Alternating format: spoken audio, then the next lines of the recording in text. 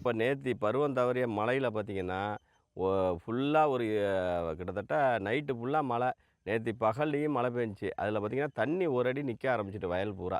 இப்போ குறிப்பா திருவாரூர் மாவட்டத்தில பார்த்தீங்கன்னா, இந்த திருவாரூர் பகுதியில க திருவாரூர் பிளாக்ல கல்லுக்குடி, கானூரு, தென்னோடாச்சேரி, அக்கரை ஓடாச்சேரி, பழையவளம் இந்த கிராமங்கள்லாம் பார்த்தீங்கன்னா, ஃபுல்லா தண்ணி நிக்குது. அதேமாரி பார்த்தீங்கன்னா, பூந்தோட்டம் பகுதியில, நன்னிலம் பகுதியில, இந்த பகுதியில நெச்சிமாங்குடி, அம்மையப்பன் இந்த பகுதி கண்கொடுத்த வனிதம் இந்த கிராமங்கள்லாம் பார்த்திங்கன்னா பெரிய அளவில் தண்ணி நிற்கிது. மாவட்டம் முழுவதும் 40,000 ஏக்கரில் பருத்தி விதை போட்டாச்சு 15, 20 நாளா.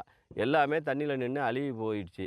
அடுத்தது பார்த்திங்கன்னா கிட்டத்தட்ட 2,50,000 ஏக்கரில் பயறு உளுந்து சாகுபடி. அதுவும் முற்றிலுமாக எல்லாம் வீணாக போகிற எல்லாம் தண்ணி நிற்கிது. பயிர் உளுந்து தண்ணி நின்னாலே அழுகி போயிடும். அதே மாதிரி பருத்தியும் ஊற்றி இறங்கிட்டுன்னு சொல்லுவாங்க. அப்படியே செடி வளர்ந்த செடியும் சரி, உள்ளே இருக்கிறதும் சரி, அப்படியே முளைப்பு வர்றதும் எல்லாம் வீணாக போயிடும். அது முற்றிலுமாக போகிறதுக்கான வாய்ப்பு இருக்குது. கடந்த காலங்களில் இந்த பருத்தி காப்பீடும், பயிர் உளுந்து காப்பீடும் மிகப்பெரிய கேள்விக்குறியா இருக்குது. அதை உடனடியாக அரசு கவனத்தில் எடுத்துக்கணும். இனிமேல் இந்த பயிர் உளுந்தோ, பருத்தியோ இந்த ஆண்டு தேர்றதுக்கான வாய்ப்பு இல்லை.